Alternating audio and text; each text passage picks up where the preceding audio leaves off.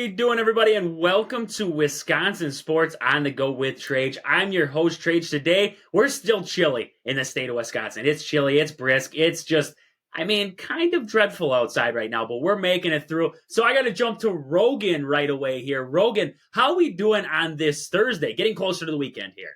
I'm doing good, Trage. And boys, I got to admit, I've been doing some thinking today, and I've got can only imagine. I got a crazy idea. The Brewers are serious about winning the World Series this year. 1-for-1 trade, Christian Yelich for you-know-who, Shohei Ohtani. Now, I know, that sounds bold. That sounds crazy. But think about it. It's a pretty good idea, boys. It's a pretty good idea. That might be more of a hotter take than me talking about the 2010 Green Bay Packers as this year. I don't even know if it qualifies as a hot take. I don't even know if you could qualify it as a hot take. So, would the Dodgers be getting Yelich as a pitcher / outfielder then? And DH. He can do it all. And DH. No, again, Trage, I don't care about the Dodgers. You got to look at the Brewers here. We get Shohei, man. A pitcher, elite hitter. Who cares about the Dodgers at that point? But, yeah, throw him in maybe a relief pitcher. I don't know. I just got that feeling that the Dodgers care about the Dodgers. I really do think that they care about themselves. And I feel like if they brought Christian Yelich in, they could have him pitch. I bet you he fires it at about 45 miles per hour off the mound. But they could have him pitch, I guess. He's probably going to be like an eephus. I bet you could throw a mean eephus kind of pitch. And sometimes those are the hardest pitches to hit right there. From experience of my own, I was heck of a baseball player back in the day. You guys know. And back in the day. Sometimes, you don't get lucky and you strike out on the good old eephus pitch.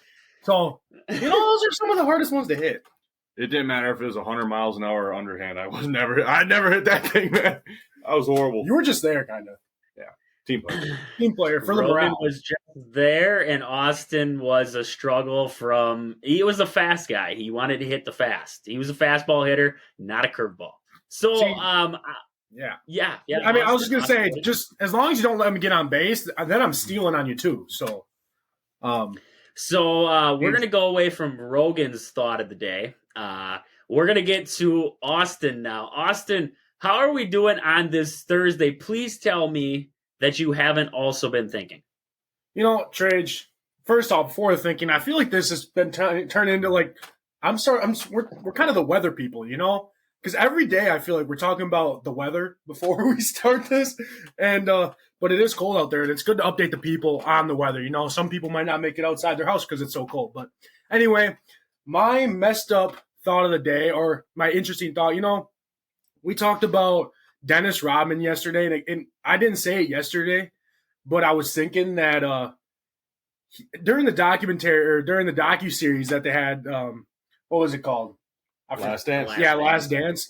There was a part in there where Phil Jackson, is that the head coach? He let Dennis Rodman go to Las Vegas for like 3 days just to go to Las Vegas. I'm like, what if that happened in this day and age? Or what? Like, we talked about Dennis Rodman with the colored hair, but I feel like we don't understand a whole lot about Dennis Rodman, just of how crazy this guy was. But like, just imagine LeBron just, I'm not feeling good today. Hey, can I go to Las Vegas for 3 days and go party my life out?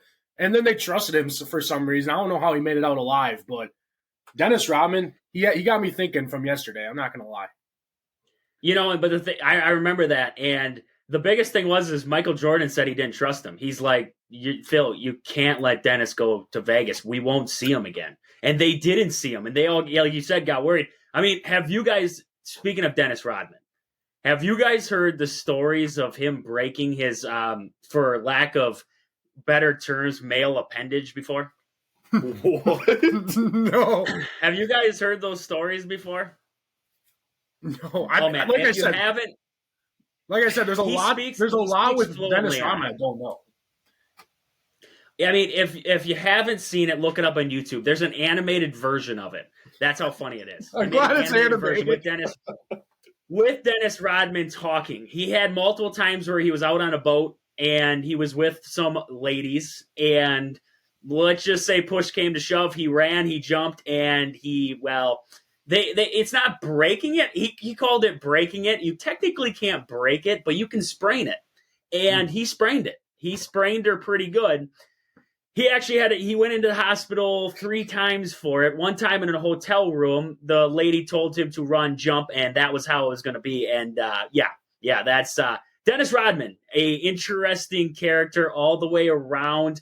Yeah, a male. I couldn't believe myself when I heard, but it's his voice. He does the voice of the animation as it. I mean, just different character. Can you get put on like the 10-day IL or IR there for something along those terms? Yeah, something along those terms. Imagine Dennis Rodman 10-day IR.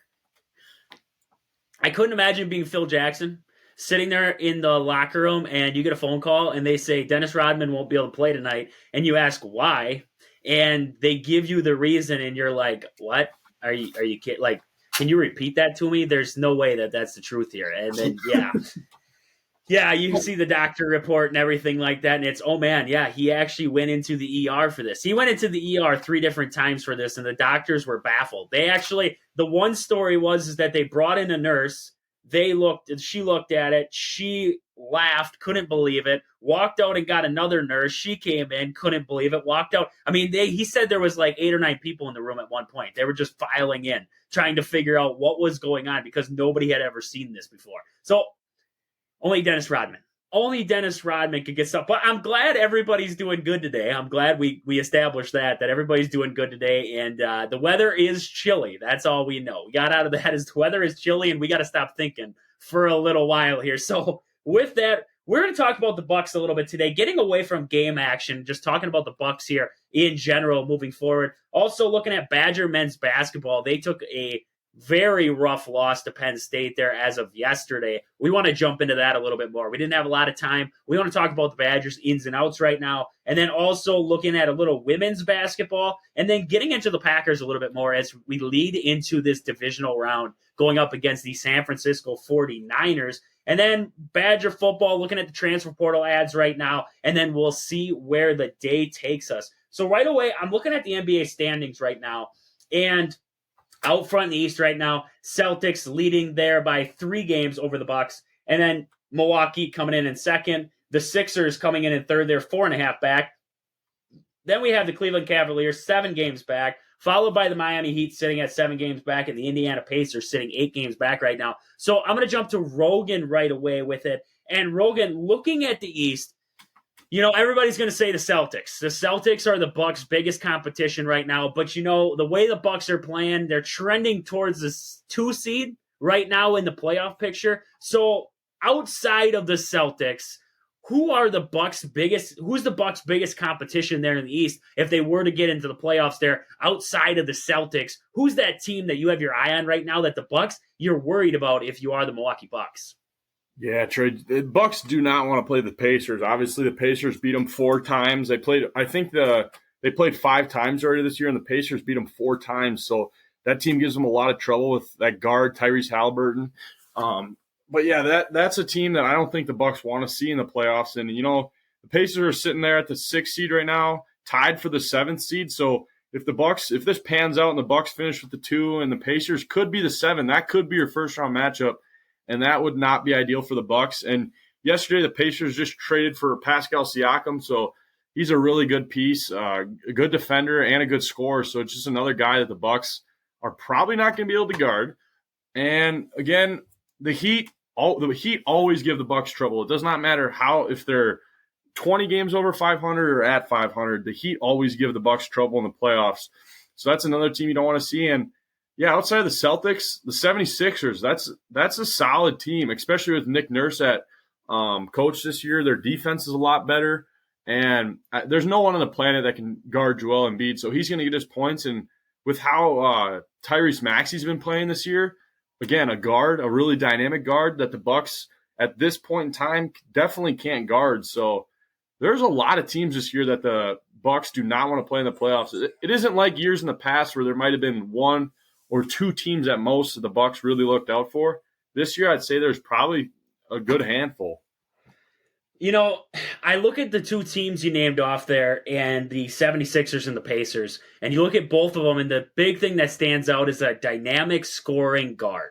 That's the big thing for the Bucks. They can't defend the guard position. Tyrese Maxey and Tyrese Halliburton. They've had trouble with Halliburton. We've watched it game after game. They can't defend Halliburton. And then Maxey, we know what Maxey can do there in a pick and roll game with Joel Embiid. I'm not so worried about Joel Embiid. I think Brook Lopez and Giannis Antetokounmpo can handle their own business with Joel Embiid. But like you said, it's that guard position that really worries you with this Bucks team right now. So Austin, you can go along with Rogan there with with his picks. Otherwise, who are you looking at there in this East state or in the East right now that poses a threat to the Bucks, not only in the regular season here to take them over, but also in the postseason?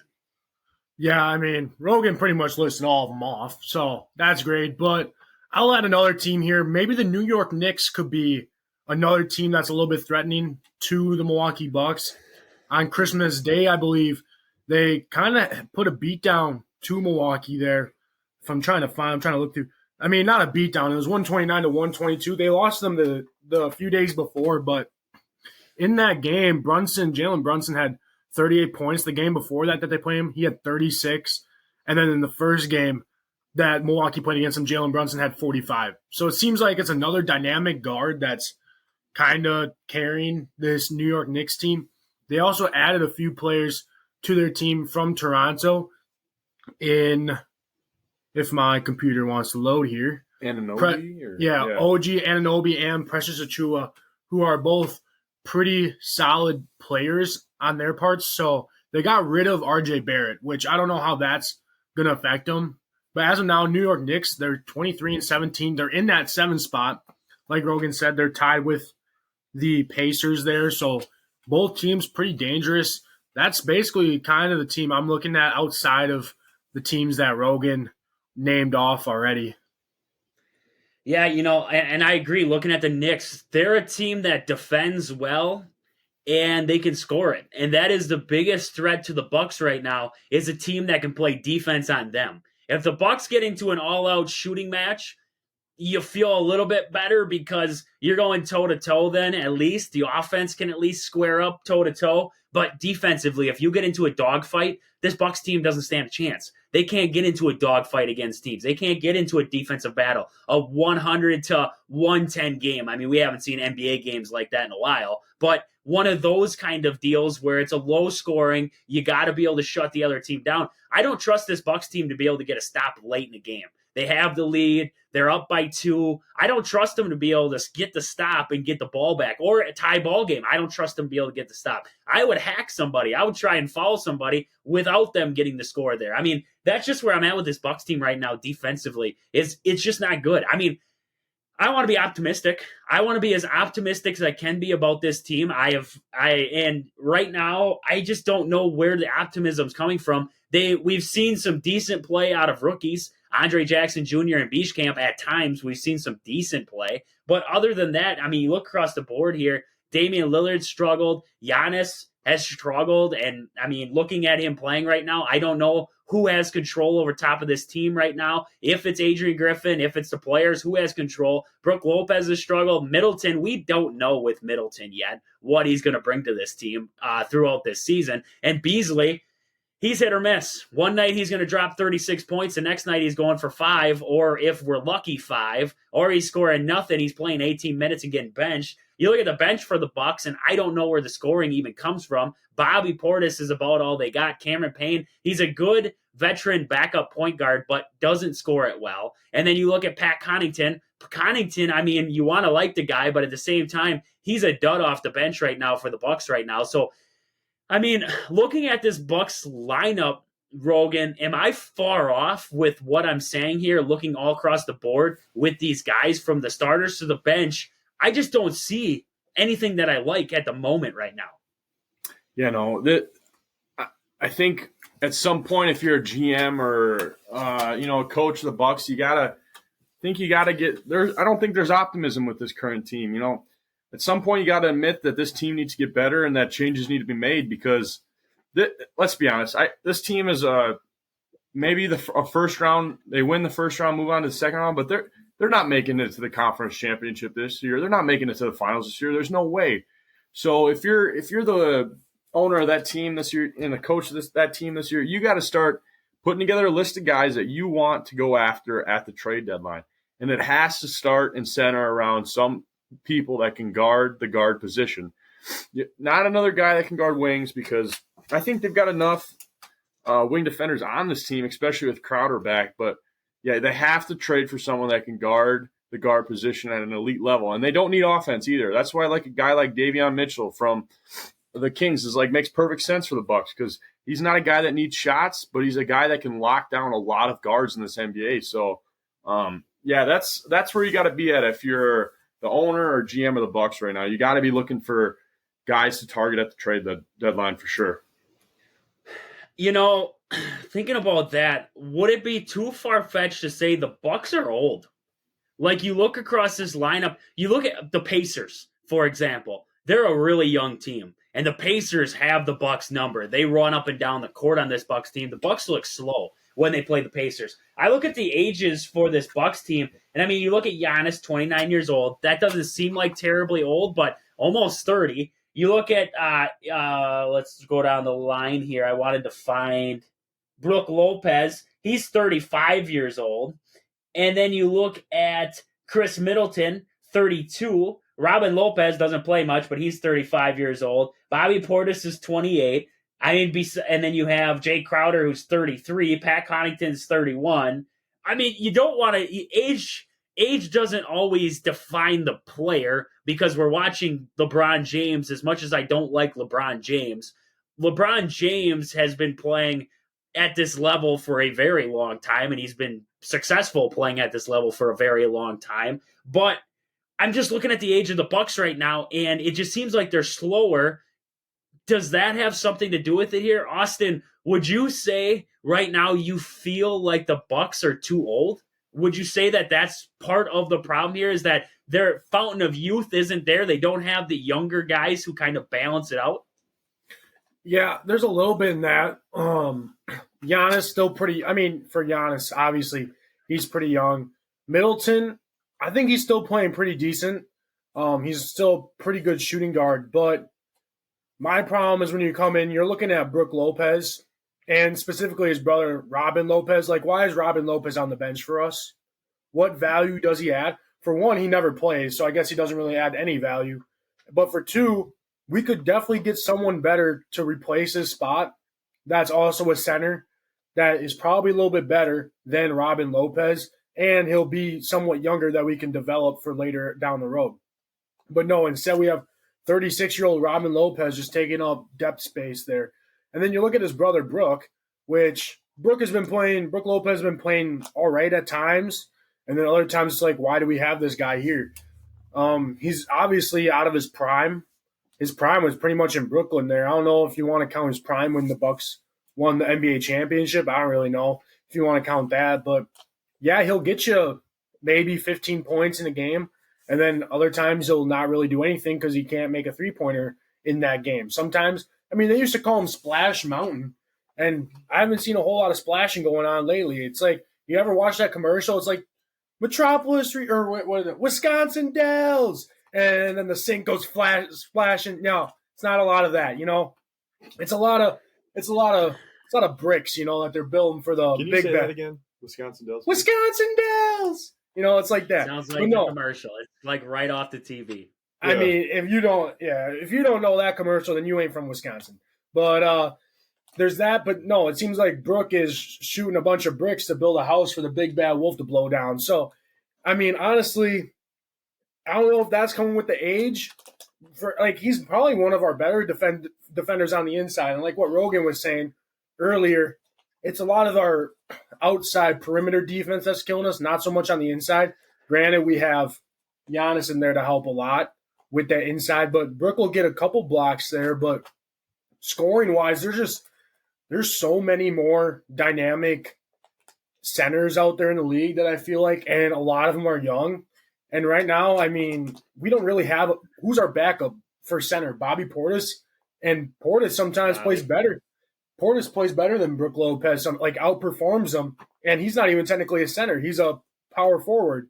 So I feel like there's someone out there that we could probably get younger and probably better than Brooke Lopez, but I don't know what the whole contract situation is for Brooke Lopez, and that's probably what's killing us right now. Excuse me. Brooke Lopez is making $25 million right now. Yeah, see, I don't know how. I thought 25 mil.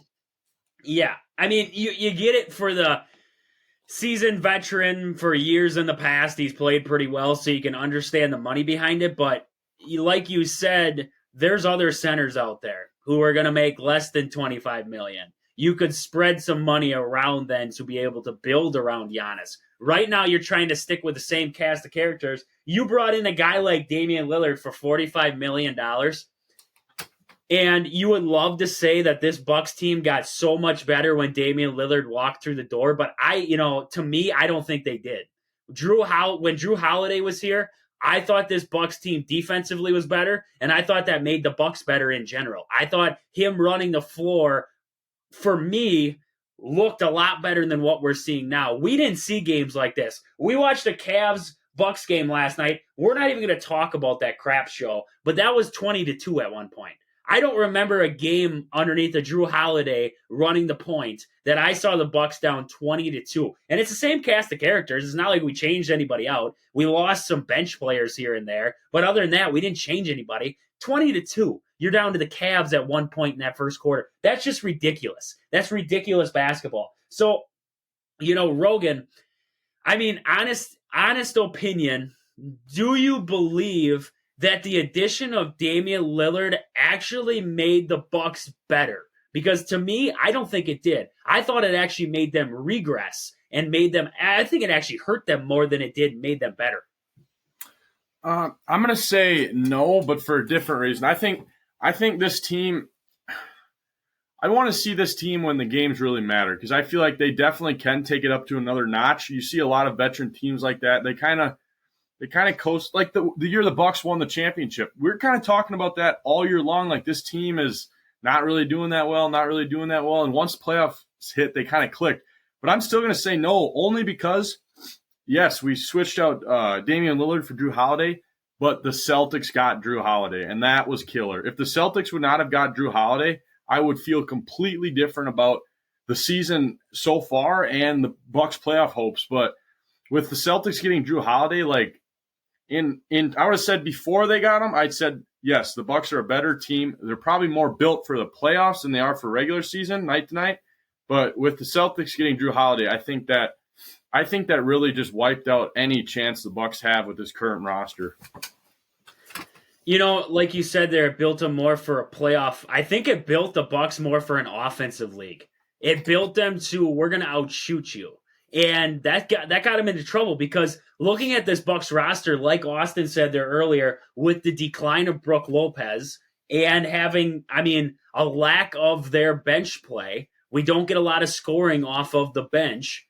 That adding Damian Lillard to that, I feel like has led to what we're seeing here with the Bucks. You keep Drew Holiday in the room, at least the defense is still there. The defense masks a lot of it, right? We're going to talk about that here upcoming with the Badgers. That's just a little preview for that. But, your defense masks a lot of problems. And when we had Drew Holiday, we still had problems. We watched the Bucks go up by 20 in games, and then they let the opposing team come all the way back and get it within 7 before the game was over. It was like they got the lead and then they just tried to hold on. This is the exact flip to script. The Bucks are playing from behind a lot this season. They're not getting these leads. They're not getting up there. They're not running it on the defensive end. I agree, veteran teams can figure out how to turn it on.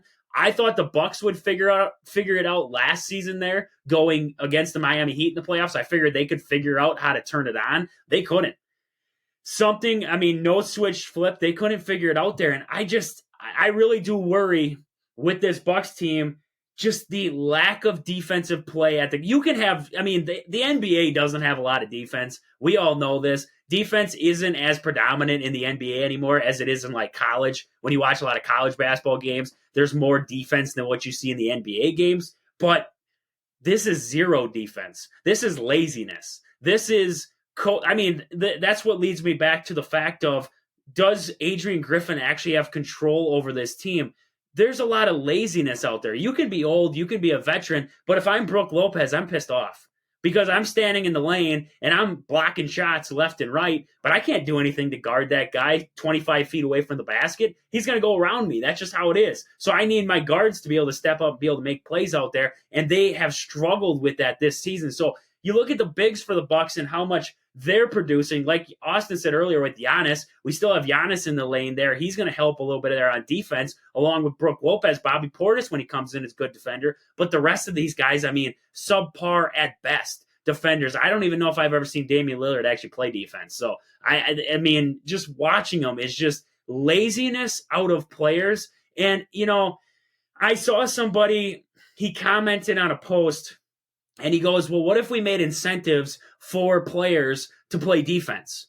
And my immediate thought was, you want to pay guys to do their job. You're already paying them to do their job. Why do you want to pay them more to do their job? You can't, I mean, I saw the incentives of the in-season tournament where it's like, win a game, you can, you know, keep gaining money. This is different. This is going to the basketball court and doing your job correctly, not just showing up and half-assing it. That's the best way you can say it. Half-assing it like the Bucks are. I mean, Damian Lillard can play defense. If you tell me he can't play defense, then why is he making $45 million for a guy who can't play defense?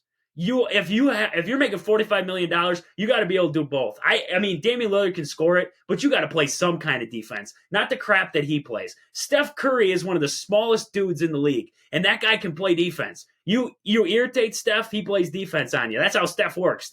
Steph's a pretty good defender. I mean, smaller, so it's hard for him to guard most guys, but he still defends. And that's my problem with the Bucks is that why is it so hard for them to just get that aspect of the game, even at least a little bit, show that they care there on the defensive end? Austin, what do you got there to go along with that? Yeah, I was going to say, with all this stuff that's going on, the Bucks are still number 2 in the Eastern. And, I mean, compared to the teams in the Western Conference, only Minnesota is better than them by 1 game. So they're still looking really good. I feel like this is just if you call this a down year for the Bucks, then we're pretty blessed to be Wisconsin fans until they get to the playoffs, because, you know, that's every Wisconsin sports team when they get to the playoffs and then they choke in the conference championship game. But hopefully not this year for any teams. But like I was saying, the Bucks for a down year, I mean, they're still really playing really, really good. Only 12 losses to 28 wins. And I think, yeah, we're not going to talk about the Cleveland game because obviously it was just so atrocious. But Giannis didn't play at all. So you look at what happens to a team. You look at what happened to the Bucks. What happens to the Bucks when your star player doesn't play? You think Damian Lillard is a star player that we got coming into free agency? No, we still got Giannis there. We still got the Greek freak, baby. You know, and this makes me think, look at how much international talent is out there that people don't even realize. Now, there's Giannis, there's Luka, there's Wembanyama, there's Kristaps Porzingis when he was decent, and then there's Embiid that before, Jokic, before Embiid went to Kansas, he's from, where is he from? Someplace in, I think Cameroon or something like that. He's someplace over in Africa. So there's just so much international talent, especially for big guys. I feel like there's a lot of bigs out there that have, there's like, it's international people. There's got to be a big guy out there somewhere that's pretty good at basketball. So maybe that's what the Bucks have to start looking into. Grant, like, there's going to be good college basketball players, but no, I don't want the Bucks to draft Zach Edey with our draft pick, because I feel like he's like every other old college basketball center that come. You look at Luka Garza, you look at Drew Timme. I mean, Drew Timme was on the Bucks for a little bit, and look what he did. Nothing. And then there's even Frank Kaminsky. He got drafted, and I mean, he's been in the league. He's making his money, but he's not doing anything. He's getting carried. He almost got carried to a championship there with the Suns, but they lost to the Bucks there. There's just, I feel like when you're looking for a dominant center, besides obviously DeAndre Ayton's pretty decent, but even he's fallen off. He fell off there for a little bit. I feel like you got to look to international teams, because there's a lot of talent in the international system that I don't know a whole lot that the Bucks are looking at. I feel like obviously Giannis was a diamond in the rough for them, and I don't think anyone expected. You look at Giannis when he came into the Bucks and Giannis now, the amount of growth the amount of muscle that man put on is insane. So I think they tried that with Thon Maker. Now that I think about it, Thon Maker was kind of like an international guy. I think he came from college though still, and it didn't honestly work out for us there. So I don't know, but I just think there's a lot of good international players that are out there, and you see Jokic, you're telling me, and Vucevic and Nurkic, all those are 3 international, and Wembanyama and Embiid. That's 5 international centers I just named off for you that are all really good players in the NBA. And we have Brook Lopez. Really? Come on. Well, and the big thing with big men nowadays is you have to be able to spread the court. Zach Edey can't spread out the court. He's a one-trick pony for the simple fact of he's an inside threat, and that's it. He doesn't shoot the 3 well. And look at DeAndre Ayton. Doesn't shoot the 3 well. He fell off. You become one-dimensional, and when you become one-dimensional, either you have to get really good at being one-dimensional or you're going to fall off. Frank Kaminsky coming out of college had a little bit of hope because he could ring it up from downtown, never really progressed there into the NBA. The old big man center is gone. That's the thing, is that the guy we remember from way back, they don't have that kind of big man anymore. You got to be able to spread the floor, and that's where, like you're talking there, a lot of big men coming across from overseas there, they can ring it up. Jokic, he's a very good three-point shooter, and, I mean, he's proving it there in the NBA. So definitely something to look out there for the Bucks right now is to see if they make any moves here in the upcoming weeks to try and bolster this roster. But with that, I want to talk about your hometown team, Century 21 Gold Key Realty. Call Peggy, Sue, or Anna to find your dream home, or if you're looking to sell, find them on Facebook at your hometown team, Century 21 Gold Key Realty, or stop in and see them at their location in Marshfield. But with that, I want to move on here and talk about this Badger basketball team. Watch that game yesterday, or 2 days ago, there against Penn State on Tuesday. And, I mean, the defense for the Badgers has struggled as of late, and it's been masked by the offense. The offense has been able to put up 70 points consistently over the last 12 games, put up 83 in a loss against Penn State, gave up 87 points to a Penn State team that's no better than you're going to see. And I mean, Purdue gave up 50-some points to Penn State. So if you want to put that in comparison, where you need to be at the top of the Big Ten, Purdue is one of the top teams in the Big Ten along with the Badgers, and Purdue completely blew the doors off Penn State. So Wisconsin's defense is struggling as of late. A lot of it has to do with communication between these guys. The pick and roll has been a big problem for the Badgers. Cutters, guard play has been a big problem. Keeping up with some of these guards. Watching that Penn State game on Tuesday, I mean, the athleticism from Penn State really got to the Badgers. They weren't able to keep these guards in front of them. A lot of that had to do with reffing in that one. Reffing was terrible both ways in that game, and it got a lot of guys in foul trouble. Looking at Max Klesman, he actually fouled out of that game, shot it well, had 10 points, 4 for 5 from the floor, and that one 2 for 2 from downtown. He was still ringing it up, but not being able to have one of your better, I mean, if he's not the best defender on the team, one of the better defenders on the team, and Max Klesman out there to help with Clary late in that one where he scored 19 points in the second half, that's a struggle. And, I mean, that shows that the Badgers' depth there at the guard position on the defensive end may not be as deep as what we thought.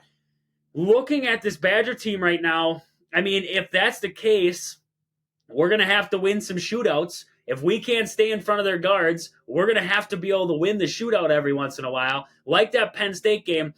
I mean, you look at that Penn State game, the Badgers won't face Penn State again in the regular season, but there's a potential to face them in the Big Ten tournament. Maybe your season's on the line in the Big Ten tournament. You have to be able to defend this Penn State team, and if you can't, you got to be able to beat them straight up. You got to be able to it didn't help Penn State couldn't miss. I can't remember his name from Penn State there, but early on in that one, he was like a 20% three-point shooter, just atrocious. Couldn't hit it. And, I mean, he had 3 or 4 in the ball game in total. He was just ringing it up. And, I mean, Penn State couldn't miss. That did not help Wisconsin's case. But you look at the defensive lapses for this Badger team right now, and that's what I'm watching and just seeing. I mean, I don't know how to diagnose it. I don't know how to say this is what the Badgers need to do. I know they need to be better defending the pick and roll. I know they need to be better for the cuts. I know they need to be better at keeping guys in front of them. But how do you fix it? How do you fix it moving forward? Rogan, what are you seeing right now from this Badger team that you're liking or you're There's some things to like about the Wisconsin Badgers right now, but looking both ways in this one, what are you looking at here that you're not liking from this Badger team right now?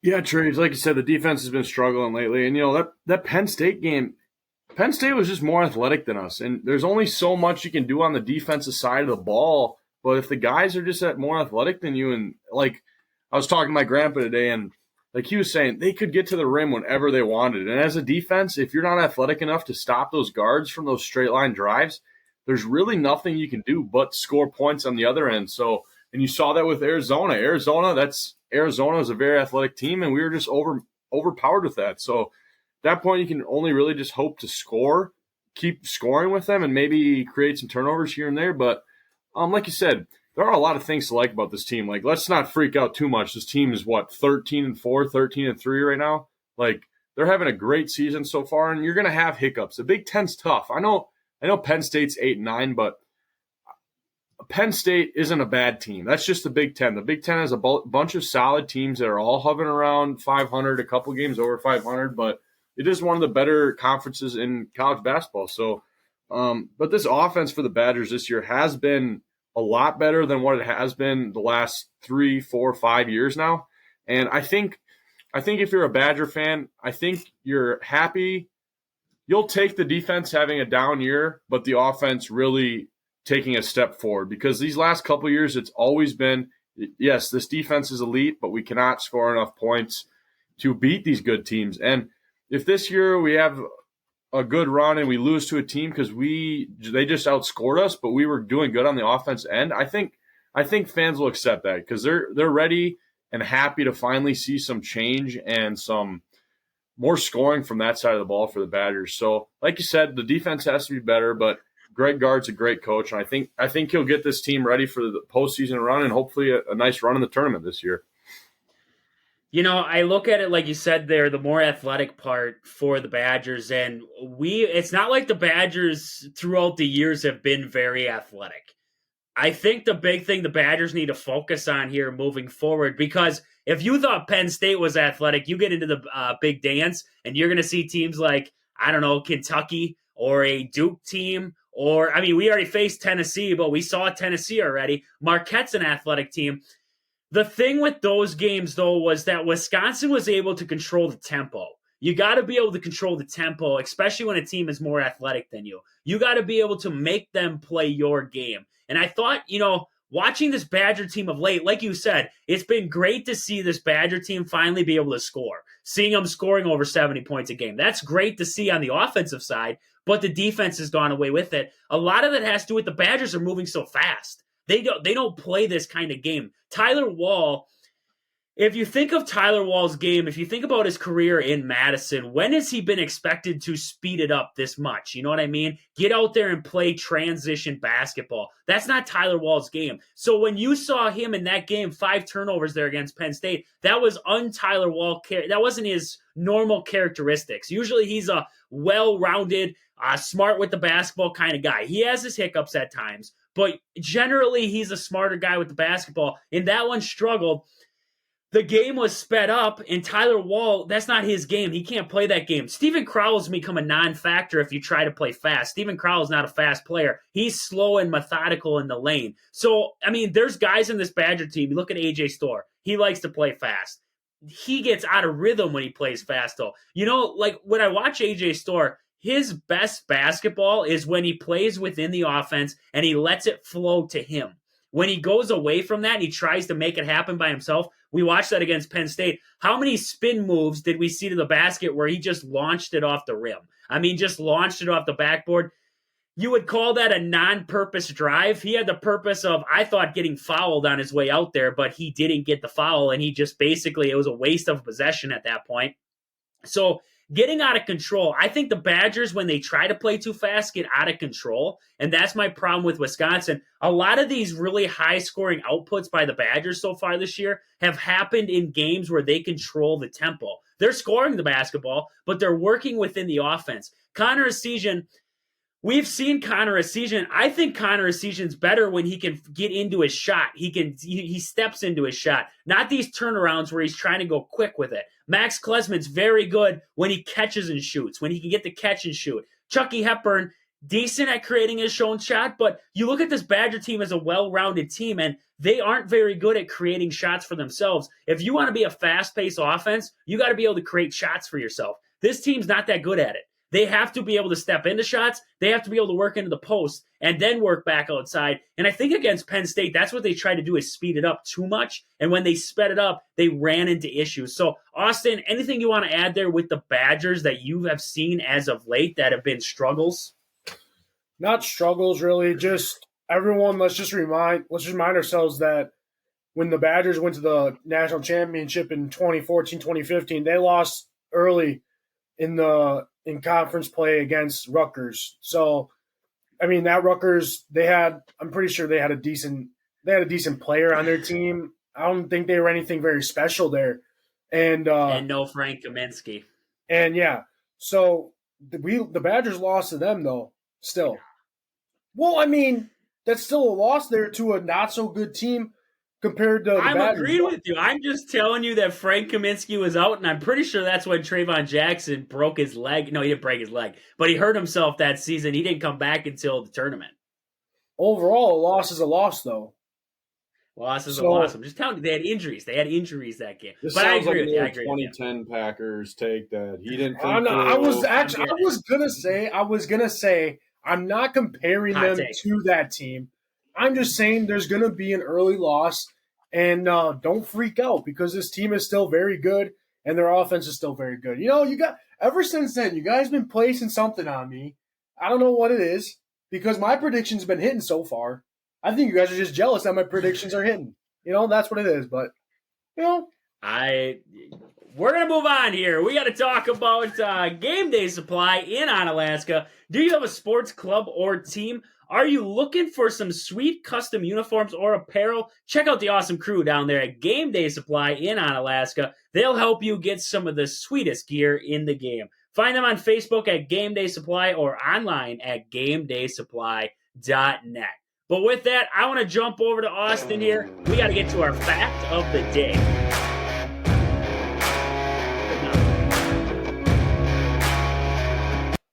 You know, a little change up in the music there, Chase. I kind of liked it, though. My sport fact of the day is in 1951, on this day, the NFL rules that tackles, guards, and centers for the offensive line are ineligible for forward passes. This one hits hard, Trades. This one hits hard to my chest because now they came up with a bunch of rules that offensive linemen have to wear certain numbers because they can't go downfield and catch a pass. You know, now they can't even go down past the line of scrimmage for 3 yards. Otherwise, it's an illegal man downfield, which is a bunch of bull crap.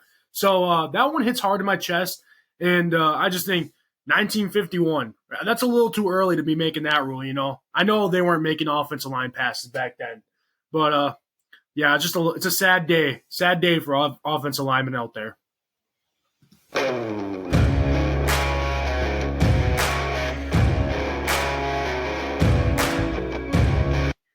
I couldn't get the fact of the day music to load, so that's what we got. That was our fact of the day music for the day. So it's an interesting Thursday. That's what we're going to call it.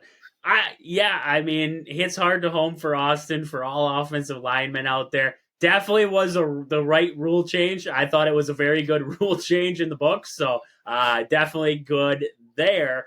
But with the NFL talk, we're going to get over to the Packers here. We got, 49ers coming up this weekend. It wouldn't be a day talking about sports if we didn't get into the Packers. So we went out on Facebook and we asked some questions there. And we just reached out and said to some of the people out there, what do you guys think about some of the keys to the matchup with the 49ers? And we had some replies, so I just want to go through our replies there.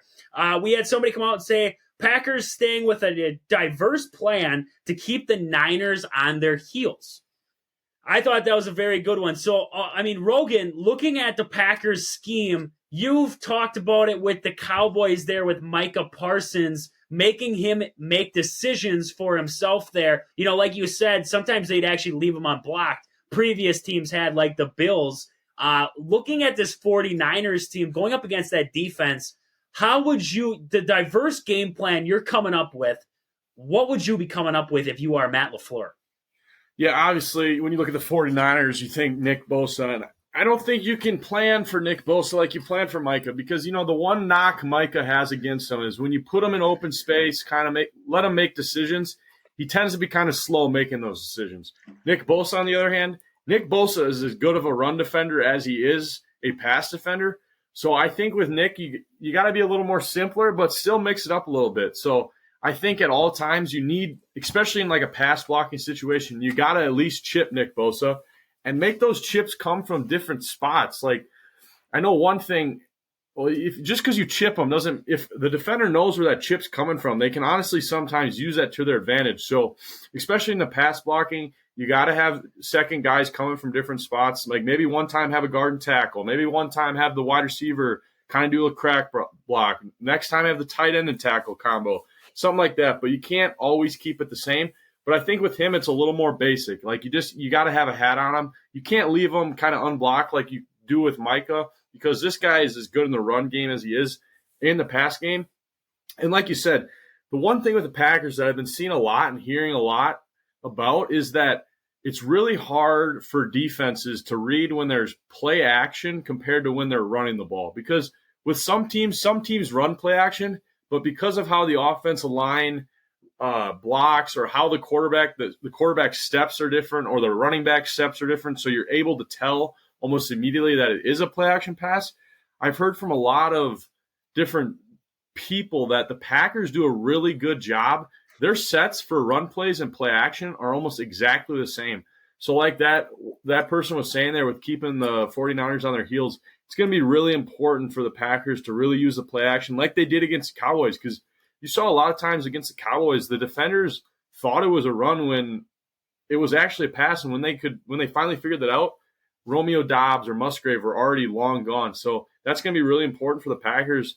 But you have to get the run game started to do play action. If you have no run game going, the defenders are not going to respect that and are just going to stay back. So like he was saying, you got to make sure to get that run game going, but also make sure to stick with the play action pass.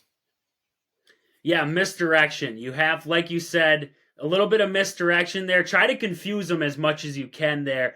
And like you said with the chip block on Nick Bosa there, maybe keeping a back in the backfield every once in a while too. Give Jordan Love a little bit more time there. You don't always need Aaron Jones to come out of the backfield. He can stay in there and pass block along with Patrick Taylor. I mean, getting a guy like A.J. Dillon back would be massive in this game because that would be the guy you want standing there next to Jordan Love in shotgun, whatever it is, with a little bit of pass block. But, I mean, I agree. Pulling a guy every once in a while, seeing what this defense is really made of. I mean, there's playmakers all around this defense for the 49ers. There's playmakers all around, so you can account for one guy. But, it's really picking and choosing who you want to beat you and who you don't want to. It's like when you look at the offense for the 49ers right now, you can key in on Christian McCaffrey. You can say, we're going to shut Christian McCaffrey down. But Ayuk, you have Deebo Samuel in there. You have George Kittle. So you can defend one. It's going to be difficult, I mean, all the way around to be able to slow down the amount of stars that this 49ers team does have.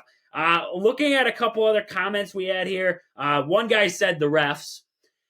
Yeah, you can't. In this game, you have to avoid the silly mistakes, the things that you can control. Reffing is going to affect games. We know that. Sometimes there's botch calls. Sometimes the calls shouldn't have been made. But in this one, the Packers need to avoid the silly mistakes, the false starts, the offside calls, the delay of games, anything like that. The silly mistakes in this one that could result in the Packers going from a productive drive to now we're heading backwards and this drive looks like it's over. That's what the Packers really need to avoid in this one.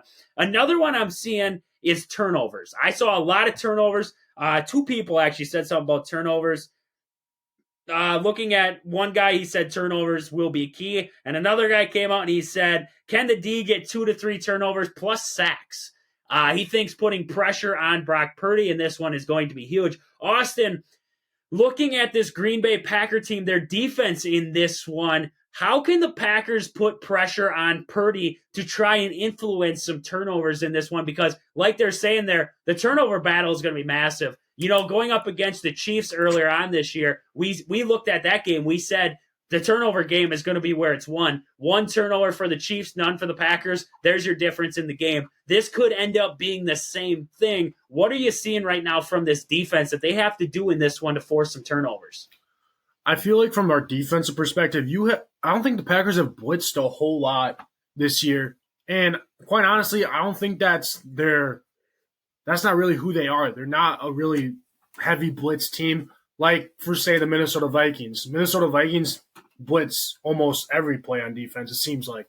Us, we rely heavily on that front four, front five, whatever you want to call it, to get pressure on the quarterback because we believe in those guys. We believe in Preston Smith, Kenny Clark, one of the Devontae Wyatt, or Carl Brooks, Luke Van Ness, and Rashad Gary. I just named off pretty much everyone that plays right there.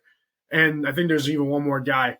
We believe in them so much to get pressure on the quarterback. And like you said, if we don't get pressure on the quarterback, especially a guy like Brock Purdy, it's going to be hard for us to win this game. You look at when the 49ers played against the Ravens were able to get so much pressure on Brock Purdy. I think he threw 4 interceptions that game. And I think his total for this year is 11. So that's at least a third of his interceptions in one game right there. And that's just, I'm not saying for the Packers to get 4 interceptions, but 2 interceptions, that'd be huge. I mean, that flips to even 1 interception. A turnover can flip the game. And with how the Packers have been playing offensively, they've been taking care of the ball pretty good. So definitely need to keep seeing that going on. But trying to get pressure on the quarterback, I think it's going to have to come from those front 4 guys just working their moves and trying to get pressure, bullying their offensive line. They got 49ers, like we were saying, has a really good offensive lineman. Matt LaFleur said that they have a really good offensive lineman there. And one of them specifically, Trent Williams. I mean, he's been all pro. He's a menace. He's a beast. He's a beast. He's probably one of the best left tackles that is in ever for once or in the NFL right now. Like, he's just really good. We're going to have to win the matchup, though. That's just when it's going to have to come down to is win the matchup. That's going to be really hard to do.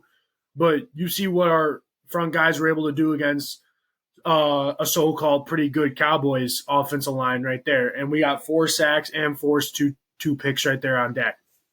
Also, forcing turnovers, not just pressure-wise, but forcing a pick maybe is, I don't know. I thought Jair played pretty good defense on Brandon Cooks on the one that he got pick on that one. And then for the Darnell Savage one, it seemed like I've seen kind of this talk all over the internet on sports talk shows or whatever, but it seemed like the Packers knew that play was coming almost, where they're lined up how they were, and Darnell Savage knew that there were going to be 2 slants there, and he kind of baited Dak Prescott into throwing it. I think the ball was going to CeeDee Lamb, if I can remember. I'm not entirely sure there. But there were 2 slants, and Darnell Savage guarded a different guy, so Dak would throw it to CeeDee, and then he jumped the route as soon as he saw that he was going to throw it. So that's just being mindful of their schemes and watching film, knowing that stuff is going to happen. That's just out-coaching the Cowboys right there. That's just being able to out-coach them. And that was only one way that the Packers, I think, were able to out-coach this Cowboys team. 49ers have a really good coach team, though. You look at Shanahan over there.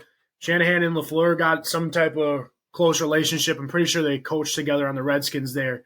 So I'm pretty sure their offense, both their offenses are pretty similar, I want to say. But obviously some things might be a little bit different. But I think their offense are pretty similar.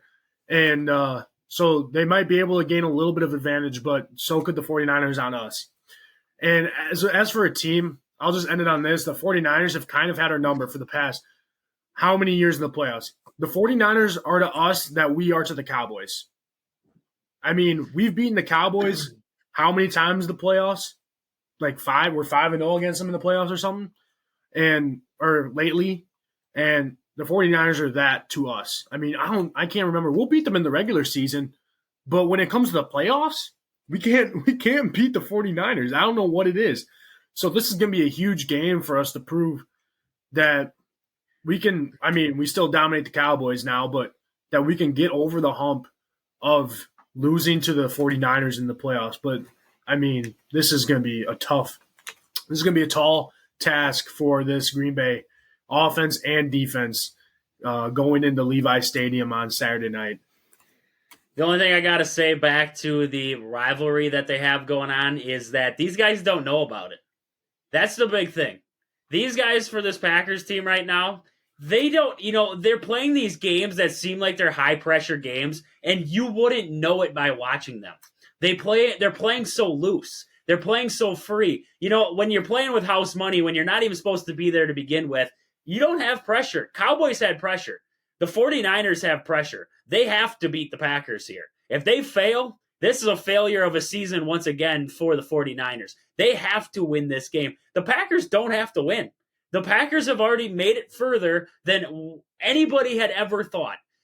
Jordan Love has surprised more people than he ever thought. This team is going above and beyond, and that's the big thing I look at in this one is if the 49ers play tight, can the Packers exploit that? I think that's going to be a big thing to watch out for. And going off the defense, we had another comment, and this goes off of kind of what Rogan was talking about yesterday with these crossing routes in the middle of the field there. We had a comment, he was talking about covering George Kittle.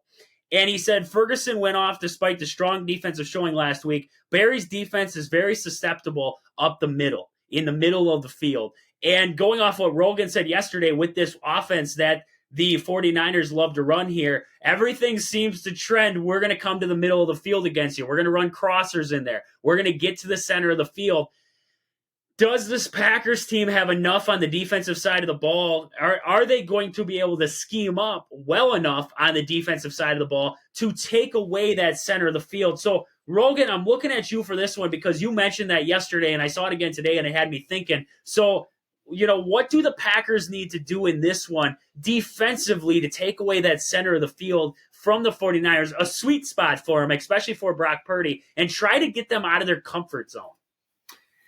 Yeah, like you were saying yesterday, the Packers love to play zone defense. So the guys that are going to be guarding the middle of the field in that zone defense are your linebackers. And you see a lot of times where our linebackers, between whether it's Campbell or Walker or any of the other guys, they oftentimes, when you're playing zone, your eyes have to be on the quarterback. They have to be on the quarterback.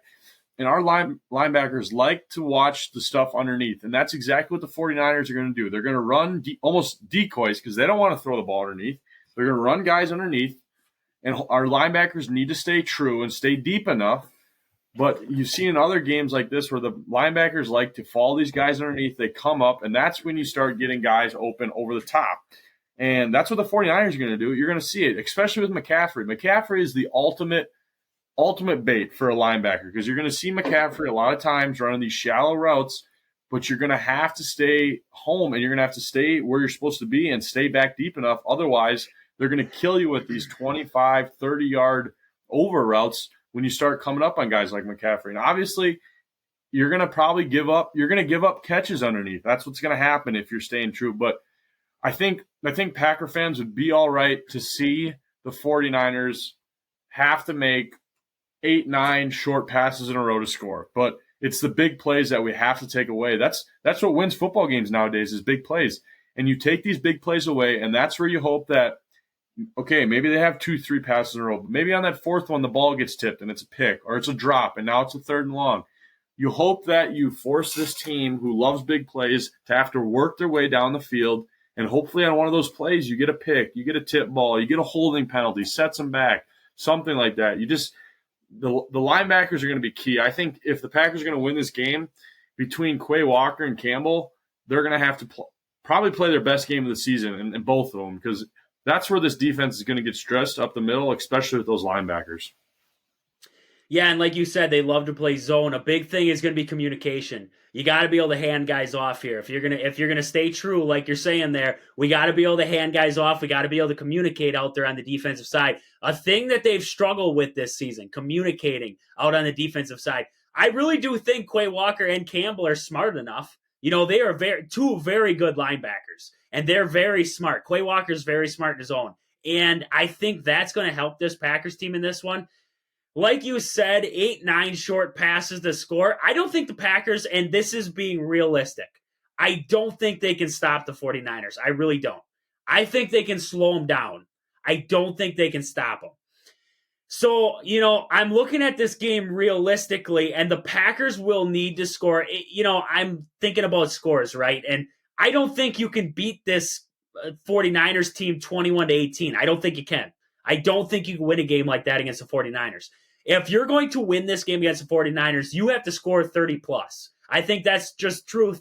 I mean, the 49ers right now, I think they're averaging around like 29 points per game right now on average on the season. This 49ers team, besides that couple losses there in the season and then that game against the Ravens where they struggled, this 49ers team scores it at will. And that's just what they do. They have so many playmakers out there. It's a struggle to slow them down. So I don't believe they can stop them here. I just think I think they can slow them down enough to the point where time of possession is going to be big in this game. Like we talked about Dallas, I think the Packers need to hold the ball when they can, run the ball, get it slow, methodical offense, and I think that's really going to benefit the Packers in this one.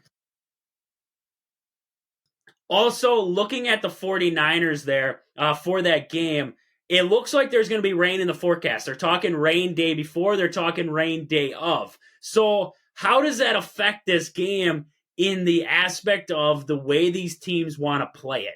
And I think it takes, like you said, the big play. I think it's going to be depending on how much rain they get. It could take away that big play type of play in there. It might become a ground and pound kind of game. So I think it's going to come down to, like Austin was talking there earlier with the offensive line, how does this offensive line play against this 49ers front there on the defense? I think that's going to be a big thing. So, Austin, how do you feel that the rain could affect this game? They're talking rain in the forecast Friday. They're talking for Saturday it's going to rain there. So if it rains through the game, I mean, how do you feel like that could affect the outcome of this one? Yeah, not only will it limit big plays for the 49ers, but in all reality, it'll limit big plays for us. You won't see those long touchdowns. I mean, you could. I mean, if the guy's wide open, then hopefully they catch the ball, even if it's in the rain. But it's going to be harder to pass the ball inevitably. I think that's how you say the word. I don't really know. But like you said, it's going to turn into a lot of a run game. And they got Christian McCaffrey, but we got Aaron Jones. Right now, our offensive line is playing with a lot of confidence in the run game, and you love to see that. And I think I said this in a previous podcast sometime this week, that Aaron Jones has averaged over 100 yards in the past 4 games. Imagine if we had him for the full year. He'd be – I mean, you can probably say he's over 1,000 yards rushing. Maybe. There were some games in there where it was pretty bad, though. But as of lately – our offensive line is playing with a lot of confidence. And you look at the 49ers going away from not the weather, but just in how they're going to be able to perform also is they didn't play last week, and a lot of their players didn't play the week before that when they played against the Rams. They took the game off because they knew that they clinched the 1 seed. So how is that going to affect them as well going into this game? I was looking on YouTube, and I came over a podcast, and it was Fred Warner, their starting linebacker. Apparently he has a podcast, and he was talking about I don't know, this is random. This is very random, but he was talking about the Packers and saying how they're going to have to be super focused and all that stuff. And I'm like, well, obviously, I mean, that's every team's going to be being super focused on what's going on. But in all reality, things might slip from them. I mean, we've seen the Packers rest when they get a 1 seed, when they clinch a 1 seed. We see them rest the game before, and they have the bye week, and then the next week they just don't perform as well as we thought they were, or they get to the championship and then they end up losing. So those rest days definitely could affect this 49ers team, and that could help us in the fact that we're playing with a lot of confidence right now, and the only confidence that they're playing with is that they're the 1 seed. Our team, like you said, Trage, has what do they have? What are they playing for? I mean, they're playing for each other for the Super Bowl, but I mean, you were talking about the rivalry. A lot of these guys don't even know what about the Packers playing against the 49ers in the playoffs because a lot of them are too young to be playing against the 49ers in the playoffs. So maybe a couple guys on our O-line and Jordan Love and Jair. That's probably it, honestly, that have played against the 49ers. So, and same with playing against the Cowboys. A lot of these guys haven't played these guys or haven't played it in the playoffs at all. So they don't really know what they're expecting going into these games. They're just playing like it's another day trying to survive. And right now, you know what I call it? They're thriving. They ain't surviving. They're thriving. You like that? They're thriving. Right now, I don't know what the 49ers are doing, but I know that the Packers are going to be ready. It's going to be hard. Defense is going to be definitely tested, but I think they'll be ready. Like you guys were saying, don't let the big plays happen. Make them work for every yard, make them work for every touchdown, and try and control the time of possession. I think that's what Packers did really. I mean, at the end of the day, the Packers didn't win the time of possession against the Cowboys, but you look at the end of the game and you realize they pretty much – I mean, the Cowboys had 31 minutes and the Packers had 28 minutes. So at the end of the day, the Packers won the time of possession there. And I think that's something they're going to have to do against the San Francisco 49ers is win the time of possession. That's going to be crucial. Completely agree with you there. So, Rogan, I have a comment for you from Nick Bosa. It wasn't from Nick Bosa himself. It was a comment that he said about Jordan Love and comparing him to Aaron Rodgers. I'm going to say the comment that he made, and I want you to give me your reaction to it. So, Nick Bosa said the Packers have a quarterback that does exactly what he's coached to do. Aaron Rodgers is a Hall of Famer and unbelievable, but he kind of went outside of the realm of coaching, and sometimes it's good when you have a guy who does what he's coached to do. Yeah, I mean, I have to agree with that. I think last year and even the years before that with Devontae, I think this is the offense this year that Matt LaFleur really wanted to run, to spread the ball to a lot of guys, rely on the run game, get the run game going, a lot of play action. And to be honest, you saw a lot of times with Rodgers where he would audible out of runs and just do 5 out and stuff like that. And that's not how this offense is built. And they were really, really reliant on Devontae Adams. And to be honest, that's why they lost to the 49ers the 2 or 3 times they did when Rodgers played them in the playoffs, because when you get to the postseason, you can't have just one guy. Like the 49ers were a good enough defense to just take Devontae Adams out of most of those games. And I know he still had his catches and yards, but they weren't big plays and he had to work for everything. And when you don't have that connection and game going with your other wide receivers and all of a sudden you have to try to turn it on for a playoff game, it's hard. But like Love, I think you see him playing through this offense and not kind of creating his own offense like Rodgers did. And you see how, like what you were saying, Reed the last 4 or 5 weeks has been the Packers' best wide receiver by far, and he did not have a single catch against the Cowboys. And you didn't hear anything about him complaining about that or nothing. All this team wants to do is win right now, and they don't care how it's done. So I have to agree with him on that. Yeah, and he also went on to say, and this should fire up the offensive line for Green Bay, that Jordan Love is not used to the intense pressure that he will feel on Saturday. He's not, but if you want to light some fire, Nick Bosa lit some fire for the Packers there. This is a young team. They feed off. You got to feed off that kind of stuff. That's the big thing. Going into Levi's Stadium, you know the crowd's going to be into it. There's going to be a lot of that talk going on when you walk in, and you got to be able to feed off of what's going on there. So I think that's going to be big things to watch out for. We got more to talk about here. Packers, 49ers coming up on Saturday. We have more to talk about there tomorrow on the show. We'll get into it more in our preview show. But with that, I want to move on here. We're going to talk about Pittsville Farm and Home Center. At the store, they serve you anything from hydraulic hoses to red roses. Stop in and see the awesome crew down there at Pittsville Farm and Home Center in Pittsville. But with that, I want to jump over. We'll go to Austin first with our sports story of the day. Austin, what do you got for me? Yeah, my sports story of the day comes from Dallas. We kind of talked about him before, and we are like, what's going to be their situation? Are they looking at Bill Belichick? Well, turns out that they are sticking with Mike McCarthy down there in Dallas. Probably giving him at least one more year to try and make the Super Bowl. And I don't know, he's good. Mike McCarthy's good in the regular season, but when it comes to trying to make the Super Bowl or winning the playoffs, it just seems hard for him to do that. So I'm not surprised that they are sticking with him. The question is now that are they going to do something with Dak Prescott now? That's going to be the question. Are they going to bring maybe they draft a quarterback kind of like what the Packers did? Is they draft a quarterback in the first round and surprise a lot of people and be like, well, Dak, if you're going to throw 2 picks in the wild card game again, well, we got some young buck here to replace you very quickly. So that's something that could be the option there. But Mike McCarthy staying in Dallas for at least one more year, it seems like. Definitely interesting. It was really interesting. I thought, honestly, I thought that our Jerry Jones would speak out of emotion and he would fire Mike McCarthy. I really did. I thought he was going to get emotional about it. He was. You saw him up in the press box. Everybody kept flashing the camera on him, and he was freaking out up there. And I really did think he would get fired there. He didn't. So we all thought Mike McCarthy should keep his job, and if he didn't, he was going to be a hot commodity to go somewhere else.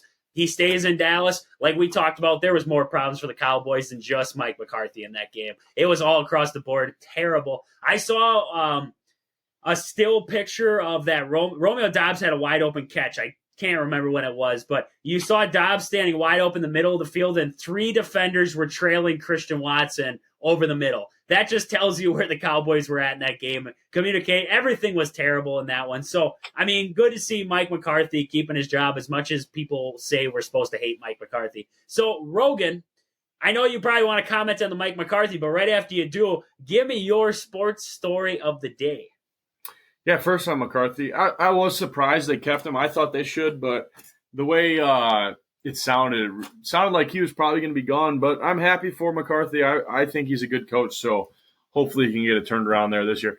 My sports story of the day is this is kind of, well, I guess it's not only for Brewer fans, but for fans of baseball across the country. But Amazon bought a minority stake in Bally Sports, so your games now for at least the Brewers will start being broadcasted on Amazon Prime. So I think there's quite a few people out there that maybe have access to Amazon Prime, and it's not nearly as expensive as what Bally Sports is to subscribe to. So I think that's kind of some big news for fans that have been struggling to watch games the last 3 or 4 years because, like Austin was saying, Bally Sports is kind of dumb, but it's exciting to see a new opportunity to watch Brewer games and for fans across the country to watch their teams because Bally Sports broadcasts a lot of different games for a lot of teams across the MLB. So again, yeah, all of the Brewer games next year, I believe starting next year, will be broadcasted on Amazon Prime.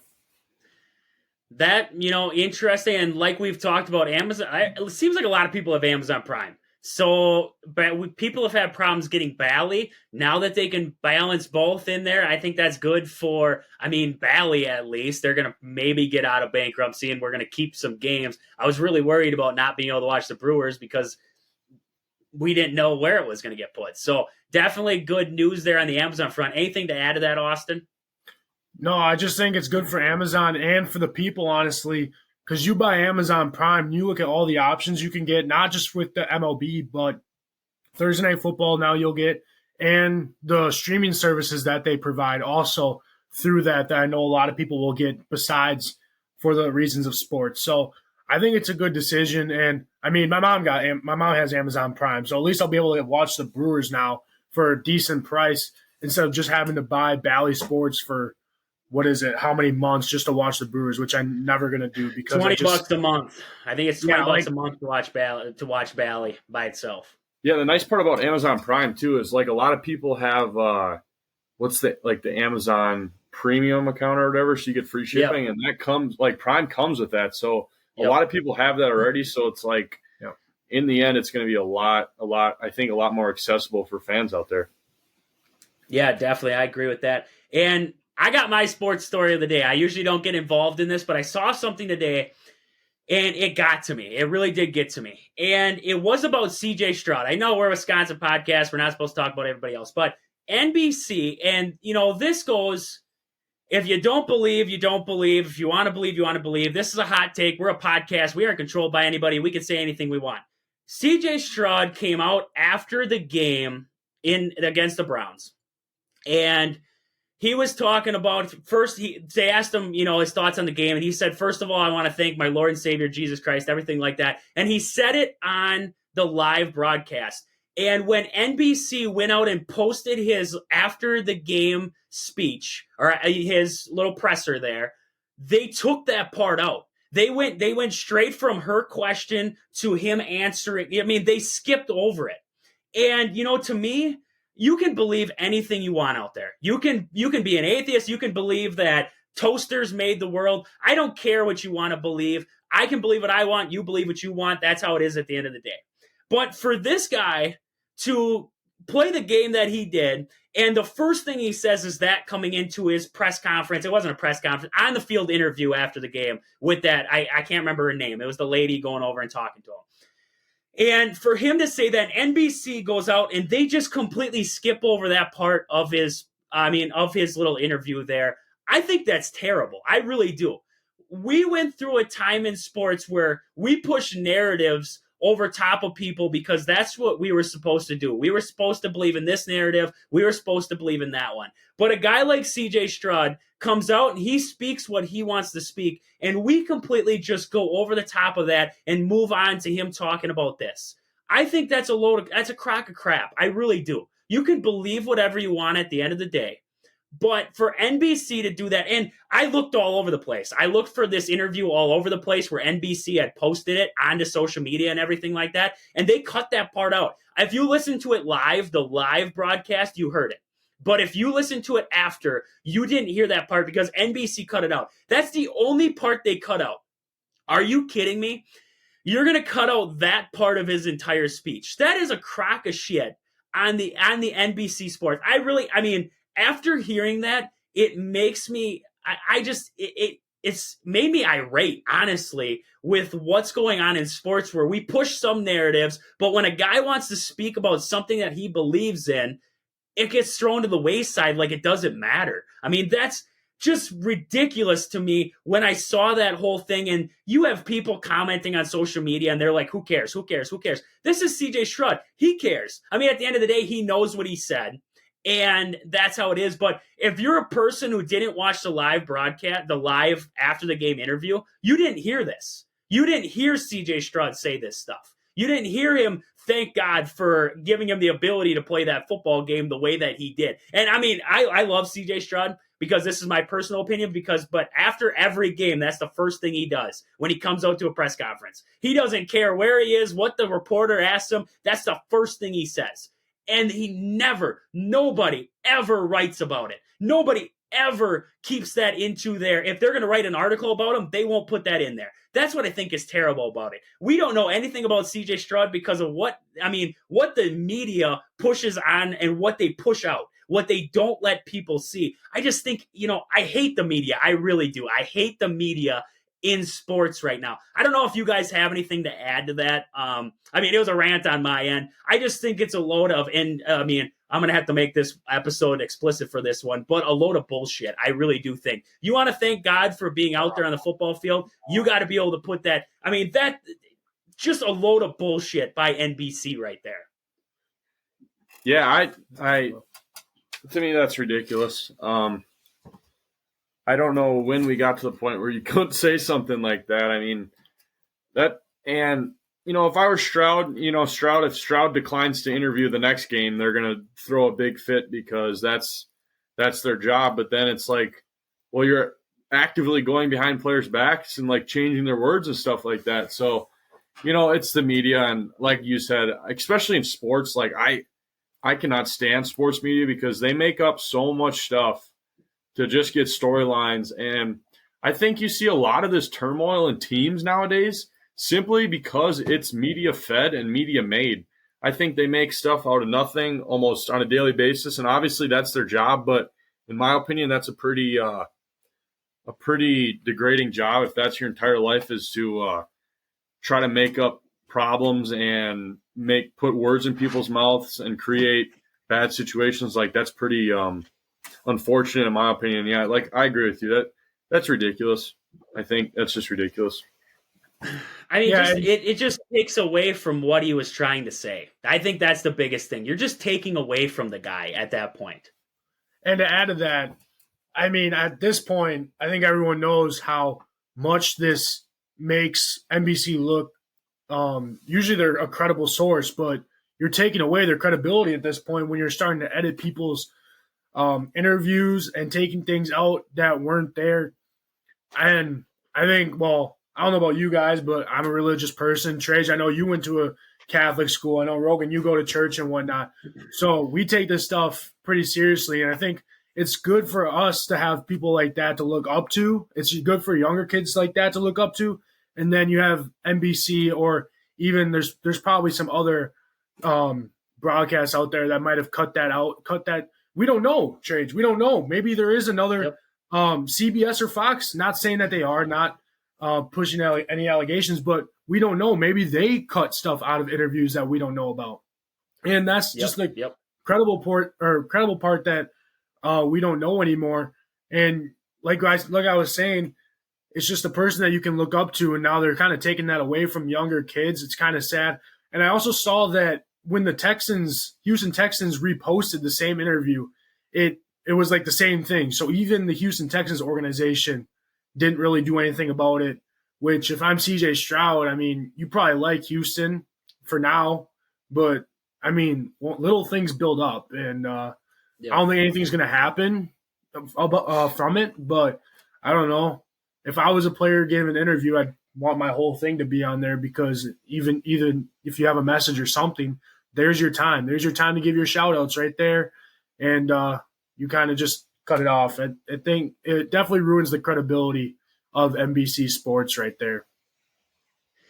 Like we said at the beginning of this, we're not pushing a narrative on anybody. We're not telling anybody this is what you have to believe in, anything like that. What we're saying is that the credibility of the media is so far-fetched it's not even funny. We saw this same thing in a Penn State wrestler, where he openly would talk about God after every one of his wrestling matches, and they would edit that kind of stuff out, or they would just completely move on from it. They wouldn't even let him talk about it. And that's where I think the biggest problem is. You look at sports media, there's no room for that kind of stuff in sports media. The only time it was okay, and this might seem far-fetched, but ESPN, the only time I've heard them ever okay with saying something about it was when Damar Hamlin had his accident. Then everybody around the sporting world was able to pray and able to do this and able to do that. But besides that, it's like there's no room for it. There's no room for it in sports. We don't care what you believe. We care about everybody. We do. I'm not saying we don't care about everybody. We care about everybody. But if you want to believe one thing, you want to believe one thing. We're not pushing it on you. What we're saying is that if somebody else were to talk against what you believe, you're going to get upset. And we've seen narratives pushed across sports where we might not have agreed with them, but we had to get over it, because we still enjoyed sports, so we had to accept it. We had to move on with our lives. And for something like this, where the media gets involved and they just completely take away from what a guy, at the end of the day, CJ Stroud probably doesn't care, right? He's just like, I know what I said. God knows what I said. I don't care. At the end of the day, I don't care what the media thinks. I hope that as many people, like Austin said, though, it's the reach thing about it. It's he wants to be a good role model for all these kids out there, and taking stuff away from a guy like this, now you're just angling all on sports, not the person that CJ Stroud really is at the end of the day. And I think that's where sports is really losing me, is we're so focused on the game, we don't get to have the role model in sports anymore. You can want to emulate yourself after the game of a guy, but you don't know really about that guy's life outside of the game, what he's really like. People might have wanted to have been like Dennis Rodman. We talked about Dennis Rodman earlier. There might have been guys out there who want to be like Dennis Rodman. If you knew everything about Dennis Rodman outside of the walls of Chicago, you wouldn't have wanted to have been like Dennis. And if you knew what Michael Jordan was like on the basketball court, people said he was a tyrant.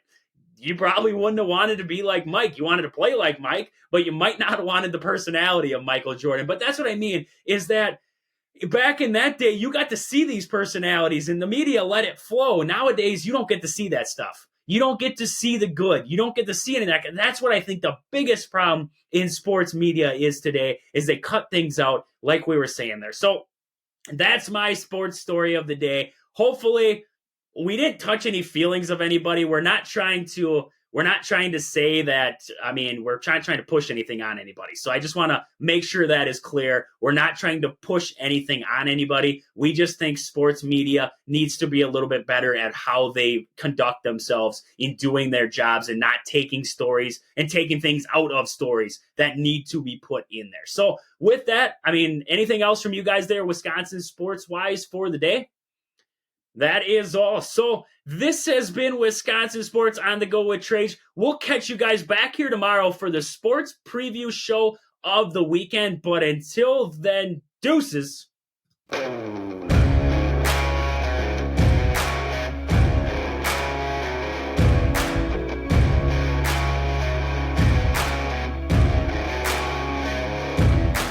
oh my Lord, watch me sway, darkness falls and we all pray, hoping for the light of day, down to the river I